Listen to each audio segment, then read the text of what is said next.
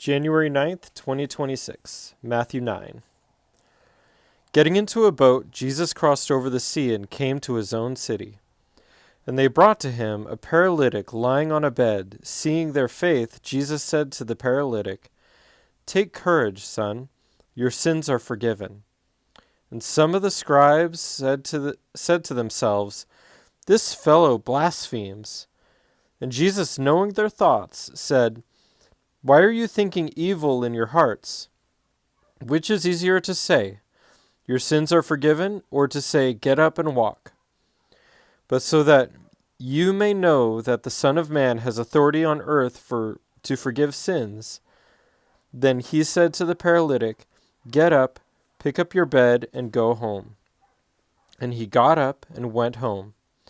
But when the crowd saw this, they were awestruck and glorified God, who had given such authority to men. As Jesus went on from there, he saw a man called Matthew sitting at the tax collector's booth. And he said to him, "Follow me." And he got up and followed him. Then it happened that as Jesus was reclining at the table in the house, behold, many tax collectors and sinners came and were dining with Jesus and his disciples. When the Pharisees saw this, they said to his disciples, "Why is your teacher eating with tax collectors and sinners?" But when Jesus heard this, he said, "It is not those who are healthy who need a physician, but those who are sick. But go and learn what this means. I desire compassion and not sacrifice, for I did not come to call the righteous, but sinners."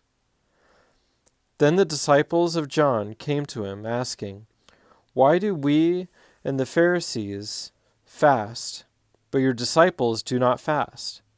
And Jesus said to them, "The attendants of the bridegroom cannot mourn as long as the bridegroom is with them, can they? But the days will come when the bridegroom is taken away from them, and then they will fast.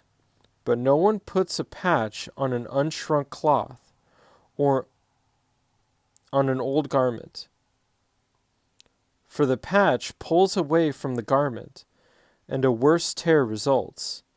Nor do people put new wine into old wineskins. Otherwise the wineskins burst, and the wine pours out, and the wineskins are ruined. But they put new wine into fresh wineskins, and both are preserved." While he was saying these things to them, a synagogue official came and bowed down before him and said, "My daughter has just died, but come and lay your hand on her, and she will live." Jesus got up and began to follow him, and so did his disciples. And a woman who had been suffering from a hemorrhage for 12 years came up behind him and touched the fringe of his cloak.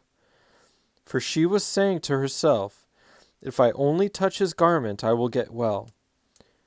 But Jesus, turning and seeing her, said, "Daughter, take courage. Your faith has made you well." At once the woman was made well. When Jesus came into the official's house and saw that the flute players and the crowd in noisy disorder, he said, "Leave, for the girl has not died but is asleep." And they began laughing at him.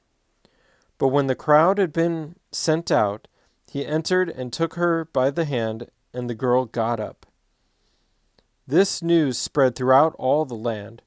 As Jesus went out from there, 2 blind men followed him, crying out, "Have mercy on us, Son of David." When he entered the house, the blind men came up to him, and Jesus said to them, "Do you believe that I am able to do this?" They said to him, "Yes, Lord."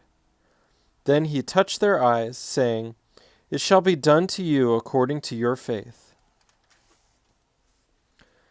And their eyes were opened, and Jesus sternly warned them, "See that no one knows about this."